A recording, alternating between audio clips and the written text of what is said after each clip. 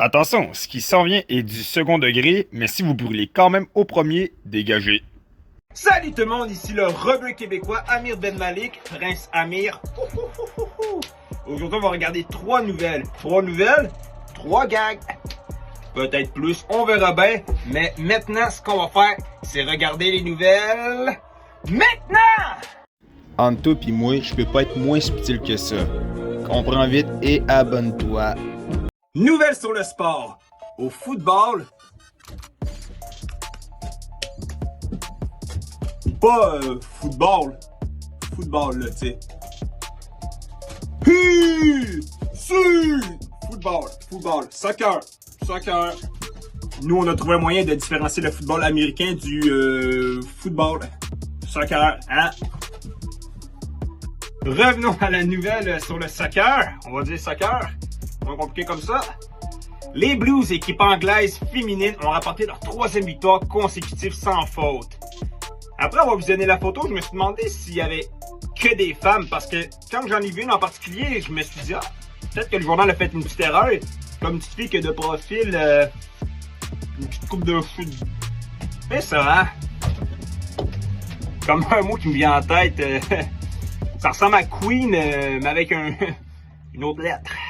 Il était une fois une fille qui était une queen. Une rumeur dit qu'elle aurait un gros pénis. C'est de moi qu'a vient cette rumeur.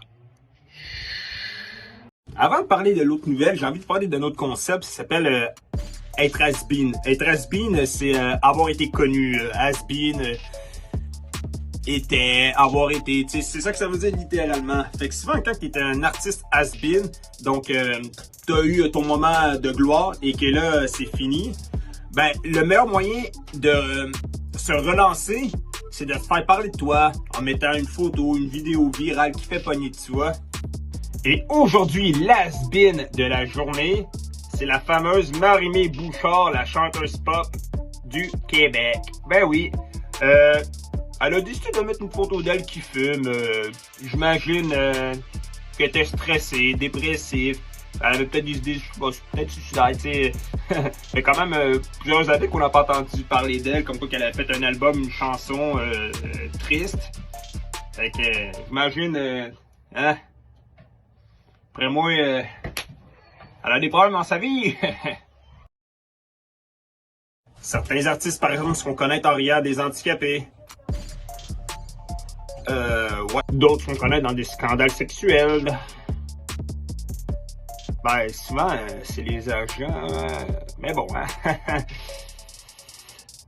En tout cas, le truc de Marie a vraiment fonctionné parce qu'après qu'elle ait posté la photo, elle a eu toute l'attention qu'elle voulait. Dans le sens que plusieurs personnes ont écrit des commentaires, fait que ce qu'elle a fait, c'est un bon moyen pour crier SOS. Une grande question fondamentale se pose aux États-Unis, et cette question est, lors de son procès, que signifie la cravate jaune, rouge et bleue que Donald Trump porte? Je vous mets un peu dans le contexte. Donald Trump a été mis en accusation par 12 chefs de New York, comme quoi qui aurait donné de l'argent à une star porno X en 2016 lors des élections. Honnêtement, je sais pas qui ça surprend, en tout cas moi le premier, mais il paraîtrait que chaque cravate aurait un sens. Et justement, ben, l'article précisait que lors des élections, désolé, Donald Trump portait une cravate rouge. Et lors de son procès, il y avait une cravate jaune. Et dans une autre photo, on voit qu'une cravate bleue. Donc au début, je me suis dit, peut-être que, je sais pas, Donald Trump aime bien gros les couleurs primaires ou les panneaux de signalisation. On sait pas trop qu'est-ce qu'il y a dans la tête, mais il y a un truc de sûr, c'est que Donald Trump a vraiment fait un exploit. C'est un des premiers présidents à être traîné en chef d'accusation. Et ça, faut le faire parce que même Joe Biden, avec tous les bisous qu'il donne aux enfants, n'a pas encore été traîné en cours. Une deuxième rumeur circule comme quoi que Donald Trump serait peut-être colombien. Et c'est exprès pourquoi il met un barrage entre les États-Unis et le Mexique. Comme étant colombien, il veut prioriser l'accès à la Colombie et non aux Mexicains. Parce que les Mexicains en Amérique latine sont vus comme les gringos americanos. Si jamais vous demandez d'où vient le lien, faites juste comparer le drapeau de la Colombie avec ses trois cravates. Normalement, si vous n'êtes pas daltonien, vous allez peut-être comprendre. La morale de l'histoire, c'est qu'avant de juger un peuple, un pays, une civilisation.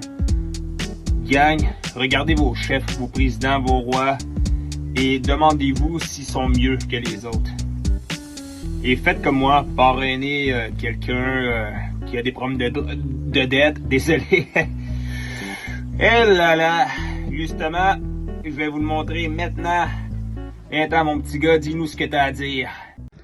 Et moi, je me suis toujours demandé, qu'est-ce qu'on Noé, comme moi, il fait dans un sentier?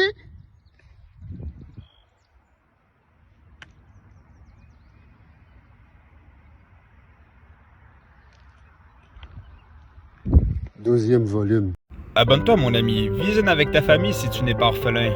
Partage à tes amis si tu en as. Et laisse-moi un commentaire si tu sais écrire.